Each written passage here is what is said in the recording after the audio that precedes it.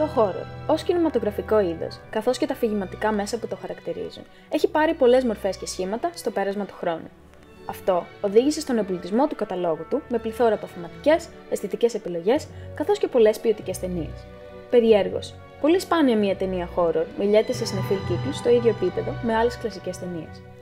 Παρ' όλα αυτά, είναι το μόνο είδος ταινιών που έχει συγκεντρώσει ένα τόσο πιστό και φανατικό κοινό, ενώ συνεχώς οι ταινίες του φτάνουν στην κορυφή των box office. Η ιστορία δείχνει ότι σε αντίθεση με τα περισσότερα άλλα κινηματογραφικά είδη, όπως δράμα, κωμωδία, μέχρι και ταινίες δράσης, ελάχιστες ταινίες horror έχουν καταφέρει να διακριθούν στις κορυφαίες κατηγορίες της Ακαδημίας, των Oscars και άλλων διακεκριμένων βραβείων. Η Σιωπή των Αμνών του 1991 αποτελεί τη μοναδική ταινία τρόμου που έχει κερδίσει το Oscar καλύτερης ταινίας. Αντίθετα, κλασικά αριστουργήματα όπως ο Εξορκιστής του 1973 και το Jaws του 1975 προτάθηκαν για Όσκαρ καλύτερης ταινίας, αλλά περιορίστηκαν σε νίκες στις τεχνικές κατηγορίες, όπως ο ήχος, το μοντάζ και τα ειδικά εφέ. Αυτή η τάση συνεχίζεται μέχρι και σήμερα, με την Ακαδημία να μην αναγνωρίζει συχνά την καλλιτεχνική και κοινωνική σημασία του τρόμου, παρά την εμπορική επιτυχία και την πολιτισμική του επιρροή. Το πρόβλημα είναι ότι ιστορικά τα Όσκαρ για τις τεχνικές κατηγορίες, παρά τη σημασία που έχουν για τα άτομα των οποίων σκληρή δουλειά αναγνωρίζεται σε παγκόσμιο επίπεδο, συνήθως είναι τα snob βραβεία, που δίνονται σε διάσημες ταινίες με υψηλά budget που θεωρούνται καλλιτεχνικά κατώτερες για να κερδίσουν κάποια από τα μεγάλα βραβεία. Χωρίς να θέλω να υπονομεύσω τις εταιρείες υπερηρώων, ταινίες όπως το Black Panther του 2018 και χειρότερο από όλα το Suicide Squad του 2016, Suicide Squad.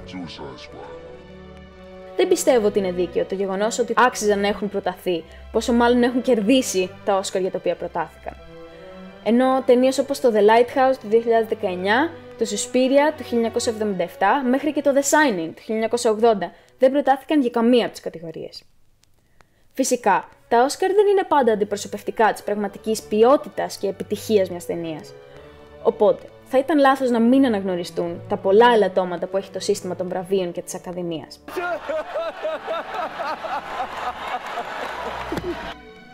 Όμως, η περιφρόνηση του χώρου σαν είδος φτάνει πολύ πιο μακριά από τις απονομές βραβείων. Από τη σύλληψη του είδους κιόλας ήταν συνώνυμο με τη φτηνή διασκέδαση και θεωρούταν υποδέστερη τέχνη. Οι πρώτες ταινίες τρόμου εμφανίστηκαν στις αρχές του 20ου αιώνα με κλασικά έργα όπως το Νοσφεράτου του 1922 να καθορίζουν την αισθητική του είδους.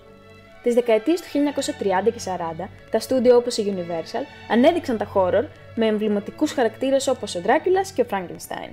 Στη συνέχεια, τα B-movies πήραν τη θέση τους στο προσκήνιο, παίζοντας σημαντικό ρόλο στη μαζική διάδοση του είδους. Ταινίες χαμηλού προϋπολογισμού και συχνά κάπως kitsch διακρίνονταν για την υπερβολή τους και την εφευρετική τους προσέγγιση, εισάγοντας κλασικά μοτίβα όπως τα τέρωτα, τις εξωγήινες απειλές και το ψυχολογικό παιχνίδι.